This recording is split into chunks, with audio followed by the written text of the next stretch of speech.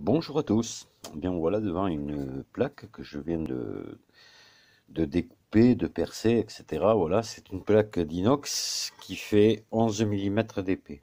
Et, ouais, j'aurais pu avoir un peu plus épais, j'aurais préféré, mais bon, on va se contenter de ça. Je pense que c'est déjà pas mal, parce que le but, ça va être de fabriquer le corps d'un bélier type Walton, Pilter, etc. Voilà. Donc on m'a demandé ça. Ça va me prendre beaucoup de temps, beaucoup d'énergie, mais je pense que je vais y arriver, c'est déjà bien parti. Euh, donc voilà, le clapet va venir donc ici.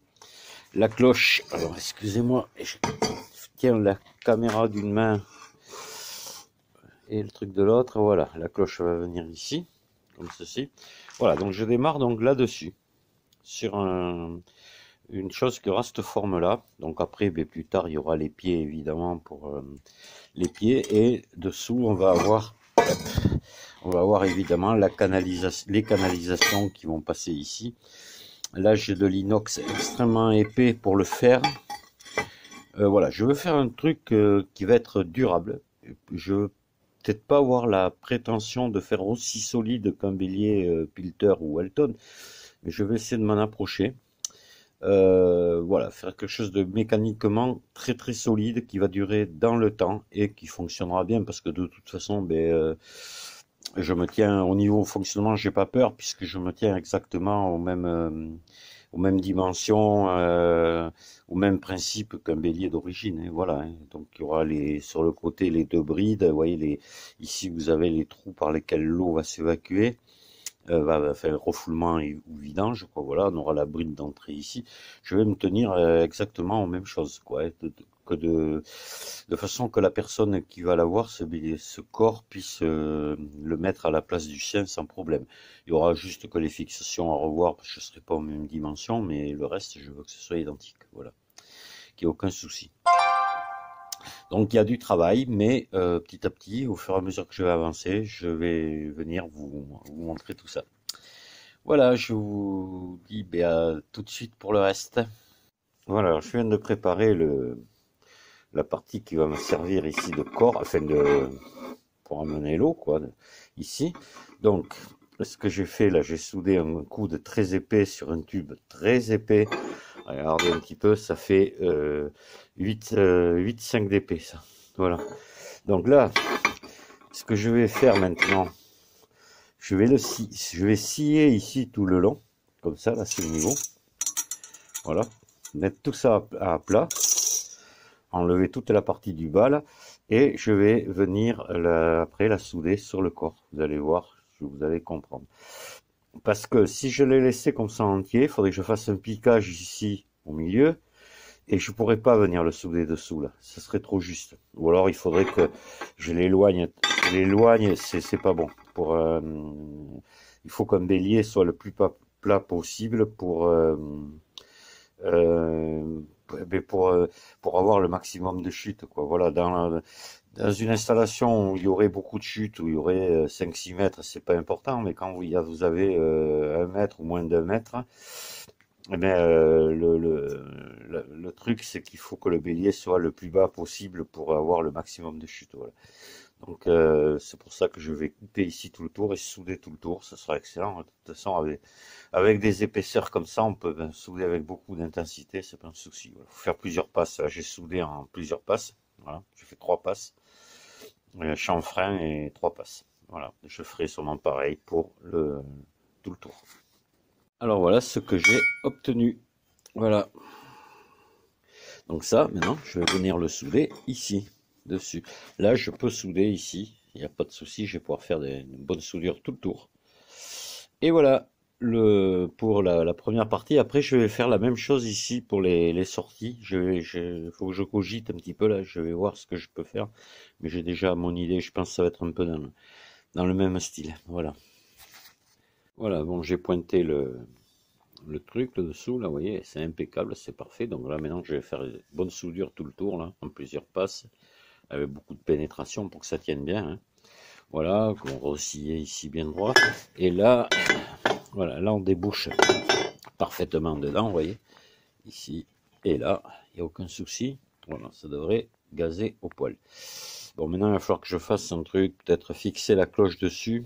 Et autre chose ici pour éviter que lorsque je soude, ça se déforme, là, parce que l'inox, ben, ça se gondole tant que ça peut. Ça a tendance à bouger pas mal quand on le soude, donc il faut que j'essaie de garder cette surface, ces surfaces planes, vraiment pour après qu'il n'y ait pas de souci de joint, quoi. Voilà. Donc le truc, je pense qu'en fixant la cloche, ça va être suffisamment être rigide. Voilà. Je vais voir ce que je peux faire. Sinon après, je peux aussi la fixer ici sur ma plaque avec des serre-joints. Je vais voir. J'ai plusieurs solutions. Allez, on va continuer ça. Voilà, vous voyez, j'ai fixé une cloche et un clapet de choc.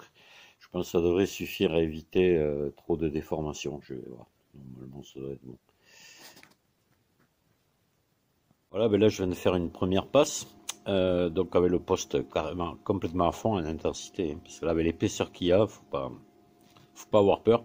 De toute façon, le but, c'est de bien fondre les deux parties et qu'il y ait une bonne fusion entre les deux, qu'il y ait une soudure bien pénétrante. Et après, j'en fais une deuxième par-dessus. Voilà. Pour l'instant, ça se passe bien. Bon, voilà, les soudures sont faites, tout le tour. Alors, ce que je craignais, bien sûr, est arrivé, malgré que ce soit fixé et tout, et ça s'est incurvé légèrement.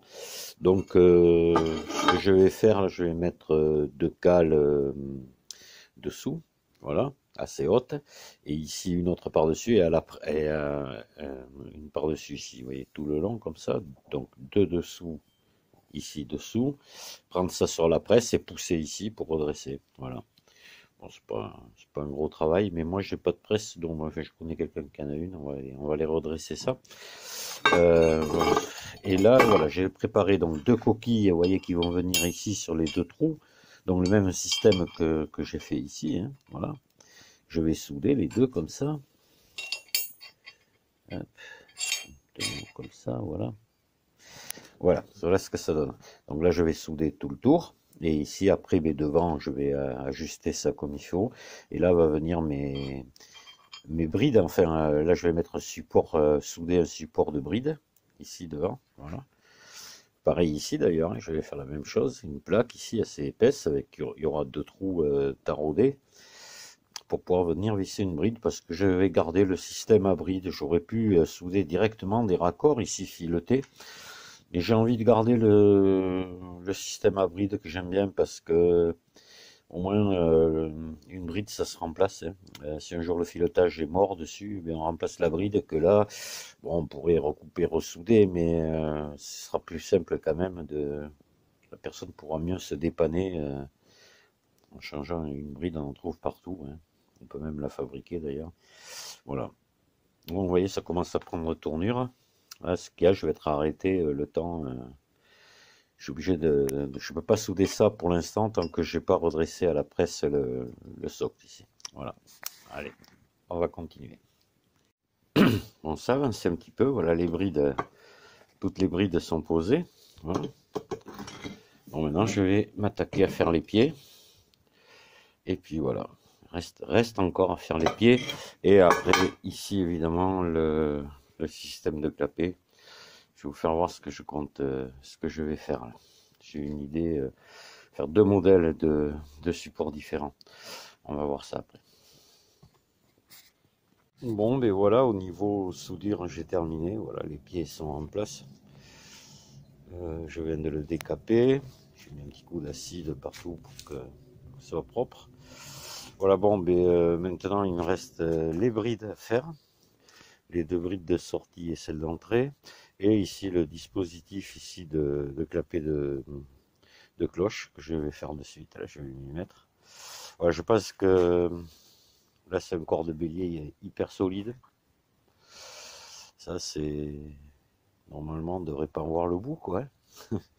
De plus, l'avantage avec l'inox, c'est réparable. Hein. Voilà, tout est réparable. Hein. On peut recharger, resurfacer, on peut ressouder, on peut.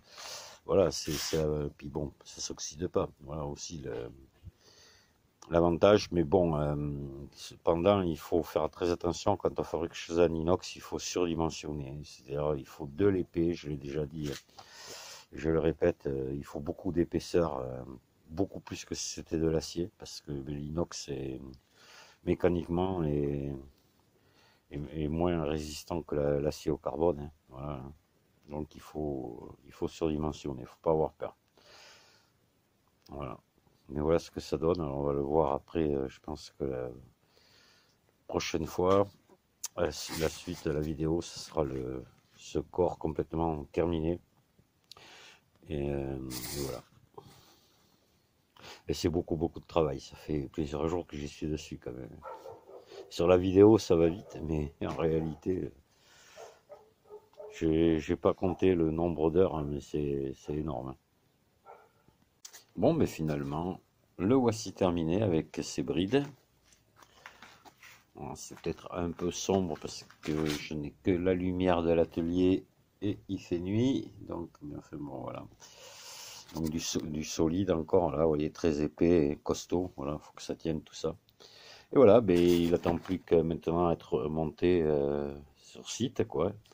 Voilà, donc la cloche et le clapet de choc à mettre, hein, le raccorder. Et de toute façon, ça sera rapide puisqu'il va à la place d'un bélier plitter, ouais, numéro 3. Voilà.